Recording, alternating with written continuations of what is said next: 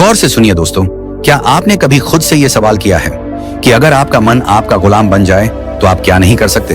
क्या आपने कभी महसूस किया है कि आपकी जिंदगी में सबसे बड़ी लड़ाई बाहर की दुनिया से नहीं, आपके अपने मन से है? सुबह उठने का मन नहीं करता, कुछ नया सीखने का मन नहीं करता, बुरी आदतें छोड़ने का मन नहीं करता, गुस्सा आ जाता है, मन भटक जाता है, काम का मन नहीं करता, और फिर दिन के अंत में पछतावा होता है कि आज भी खुद से हार गया। कभी सोचा है कि ऐसा क्यों होता है? इस वीडियो में हम उसी गहराई तक उतरेंगे जहां से ये सारा खेल शुरू होता है, आपके मन से। और बात बस समझने की नहीं है, बात है जागने की, सच को देखने की और अपने मन को साधने की, क्योंकि जिसने अपने मन को साध लिया उसने सारा संसार जीत लिया। गौतम बुद्ध ने कहा था, मन ही सब कुछ है, तुम जो सोचते हो वही बन जाते हो। अब जरा सोचिए, अगर आपका मन ही बार बार सोचता है कि मैं कमजोर हूं, मुझे नहीं आता, मेरा ध्यान नहीं लगता, तो वो सोच धीरे धीरे आपका सत्य बन जाती है। और यही है मन की सबसे बड़ी चाल। वो आपकी बनाई हुई आदतों, भावनाओं और यादों का गुलाम बन जाता है और आपको गुलाम बना देता है। मन एक बंदर की तरह है जो हर पल उछलता है, कभी भविष्य की चिंता में तो कभी अतीत के पछतावे में। आपके साथ भी होता है ना? आप कुछ करने बैठते हैं और अचानक मन कोई पुरानी बात याद दिला देता है, कोई दुख, कोई गलती, कोई डर, और फिर आप वहीं अटक जाते हैं, कुछ करते ही नहीं। आपका शरीर वहीं बैठा होता है पर मन कहाँ होता है कोई नहीं जानता। अब जरा सोचिए, ये वही मन है जो आपको महान बना सकता है अगर आप इसे समझ लें, इसे दिशा दे दें, क्योंकि मन खुद नहीं जानता कि क्या अच्छा है क्या बुरा है। वो तो बस जिस चीज को आप बार बार दोहराते हो उसी को सच मान लेता है। अगर आप हर रोज खुद से कहते हो, मैं कुछ नहीं कर सकता, मेरा मन नहीं लगता, मेरी किस्मत खराब है, तो मन वही दोहराएगा, वही परोसता रहेगा और आप उसी में डूबते जाओगे। पर अब वक्त आ गया है कि आप इस मन को पहचानो, इसका व्यवहार समझो, इसकी चालाकी पकड़ो और इसे खुद के अधीन करो। मनोविज्ञान कहता है कि हमारे 95% निर्णय हमारे अवचेतन मन से लिए जाते हैं, यानी हम जो सोचते हैं, जो महसूस करते हैं, उसका बड़ा हिस्सा हमें पता भी नहीं चलता और फिर भी वही हमारे जीवन की दिशा तय करता है। यानी अगर आपने अपने मन को सही प्रशिक्षण नहीं दिया तो वो बिना आपकी मर्जी के आपको वहां ले जाएगा जहां आप कभी नहीं जाना चाहते थे। अब एक बात ध्यान से समझो, अगर आपका मन ही नियंत्रण में नहीं है तो दुनिया का कोई लक्ष्य, कोई रिश्ता, कोई सफलता आपको संतोष नहीं दे सकती, क्योंकि उस सब को जीने के लिए सबसे पहले जिस चीज की जरूरत है वो है मन की स्थिरता। आधुनिक विज्ञान भी यही कहता है, दिमाग की वायरिंग और फायरिंग, यानी आप जैसे सोचते हो वैसे ही आप बनने लगते हो। हर बार जब आप नकारात्मक सोचते हो, आपका दिमाग उसी सोच की आदत डाल लेता है और यही आपकी आइडेंटिटी बन जाती है। अब जरा रुकिए और सोचिए, क्या आप वाकई अपने मन के मालिक हैं या फिर आपका मन ही आपको चला रहा है? यही है वो सवाल जो इस वीडियो की शुरुआत है, क्योंकि जब तक आप इस सवाल का जवाब खुद नहीं ढूंढोगे तब तक कोई बाहरी ज्ञान, कोई मोटिवेशन, कोई तरीका काम नहीं करेगा। इस वीडियो में हम आपके सामने वो रहस्य खोलने वाले हैं जिसके बाद आप जानोगे कि मन को जीतना क्या होता है और कैसे हर आम इंसान अपने मन की शक्ति को जागृत कर सकता है। और याद रखिए, मन को जीतना कोई एक दिन का काम नहीं है, ये एक अभ्यास है, एक यात्रा है, एक युद्ध है जो हर दिन लड़ा जाता है। लेकिन अगर आप इस युद्ध को समझ लें तो जीत पक्की है। अब हम उस बिंदु पर पहुंच चुके हैं जहां से असली सफर शुरू होगा। इस सफर में हम जानेंगे मन को कंट्रोल करने की 5 सबसे शक्तिशाली विधियां, जो न केवल आपके विचारों को बदलेंगी बल्कि आपके जीवन की दिशा ही मोड़ सकती हैं। तो बने रहिए इस वीडियो के साथ, क्योंकि अब जो आएगा वो सिर्फ जानकारी नहीं, जागृति है। पहली विधि, सकारात्मक आत्मवार्ता, पॉजिटिव सेल्फ टॉक। क्या आपने कभी अपने आप से कहा है, मुझसे नहीं होगा? स्विंगल, मैं हमेशा गलती करता हूं। जेरेनियम, मेरे बस की बात नहीं है। अगर हां, तो आज इस वीडियो को पूरा देखना आपके जीवन की दिशा को बदल सकता है, क्योंकि जिस व्यक्ति से आप सबसे ज्यादा बातें करते हैं वो कोई और नहीं, आप खुद हैं। और यही बातचीत आपके भविष्य की दिशा तय करती है। हमारा मन जो सोचता है वही हम बनते हैं। ये बात सिर्फ कोई मोटिवेशनल डायलॉग नहीं है, ये विज्ञान भी कहता है और ब्रह्मज्ञान भी। मन को कंट्रोल करने की पहली शक्तिशाली विधि है सकारात्मक आत्मवार्ता, यानी अपने आप से सकारात्मक बातें करना। ये कोई मामूली आदत नहीं, ये आपकी आत्मा से सीधा संवाद है। जब हम रोज खुद को नकारात्मक बातें कहते हैं, जैसे मैं कमजोर हूं, मेरे साथ ही ऐसा क्यों होता है, मुझे कुछ नहीं आता, तो हमारा अवचेतन मन, सबकॉन्शियस माइंड उन बातों को सच मानने लगता है। फिर वही बातें हमारी आदत बन जाती हैं, हमारी सोच बन जाती है और धीरे धीरे हमारा भविष्य भी वैसा ही बनने लगता है। मनोविज्ञान कहता है कि हमारा अवचेतन मन हर उस बात को रिकॉर्ड करता है जो हम खुद से बार बार कहते हैं। इसलिए अगर आप खुद से बार बार बोलते हैं, मैं हार जाऊंगा, तो आपकी सोच हारने वाली बन जाएगी। और अगर आप खुद से रोज बोलें, मैं कर सकता हूँ, मैं सीख सकता हूँ, मुझे खुद पर विश्वास है, तो आपका दिमाग उसी दिशा में काम करने लगेगा, सफलता की दिशा में। इस आत्मवार्ता का असर केवल आपके आत्मविश्वास पर ही नहीं पड़ता, बल्कि ये आपके शरीर की ऊर्जा, आपके फैसले और आपकी दृष्टि तक को प्रभावित करता है। गौतम बुद्ध ने कहा था, मन ही सब कुछ है, जैसा तुम सोचते हो वैसे ही बन जाते हो। उनकी ये बात आज के विज्ञान से भी मेल खाती है। पॉजिटिव सेल्फ टॉक हमारे न्यूरॉन्स को नए रास्ते बनाने पर मजबूर करती है। यानी जब आप बार बार खुद से अच्छा बोलते हैं तो आपका दिमाग नई संभावनाओं के लिए खुलने लगता है। अब सवाल उठता है, यह सकारात्मक आत्मवार्ता करनी कैसे है? सबसे पहले, हर सुबह उठते ही अपने आप से एक बात जरूर कहिए, मैं आज पहले से बेहतर हूं और हर दिन आगे बढ़ रहा हूं।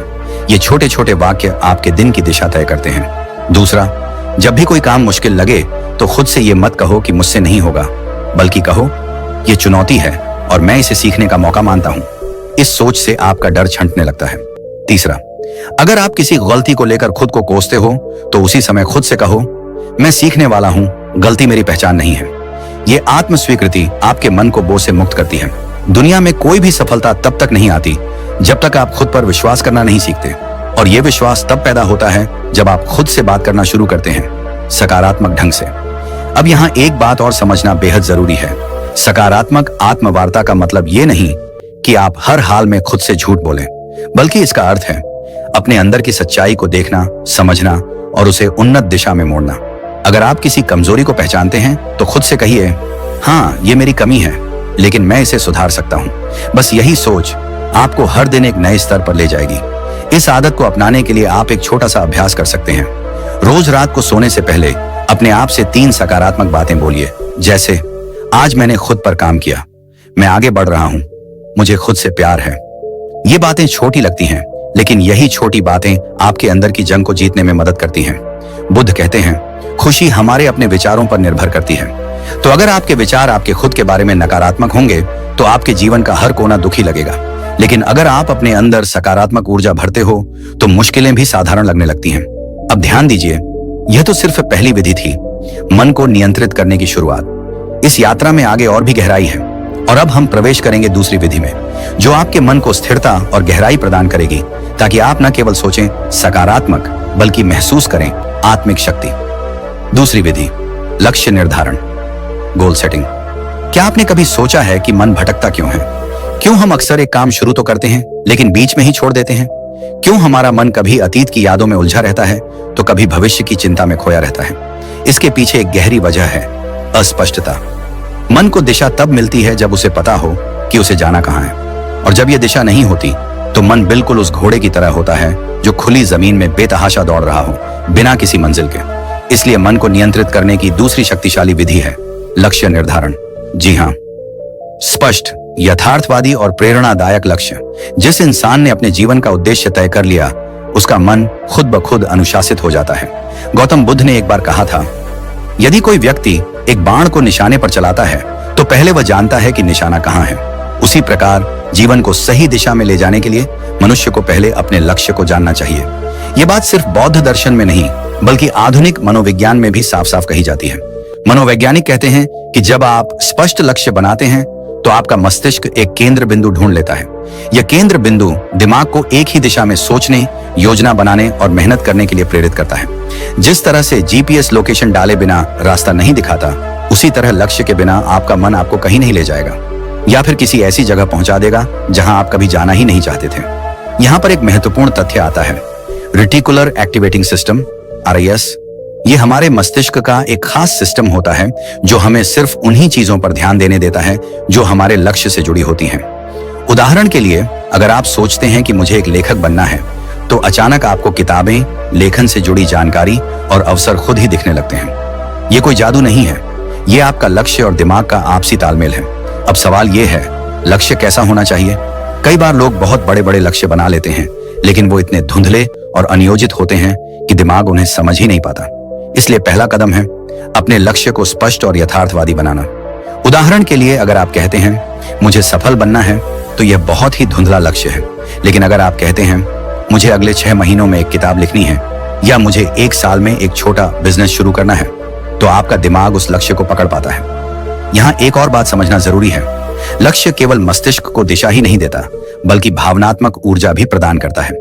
जब हम एक लक्ष्य बनाते हैं और उसे पाने की कल्पना करते हैं, तो हमारे दिमाग में डोपामिन नामक रसायन रिलीज होता है। यह रसायन हमें खुशी, प्रेरणा और एक सकारात्मक ऊर्जा देता है। यानी लक्ष्य केवल मन को रोकता नहीं, बल्कि उसे चलने की सही प्रेरणा भी देता है। अब एक और सवाल उठता है, क्या एक लक्ष्य ही काफी है?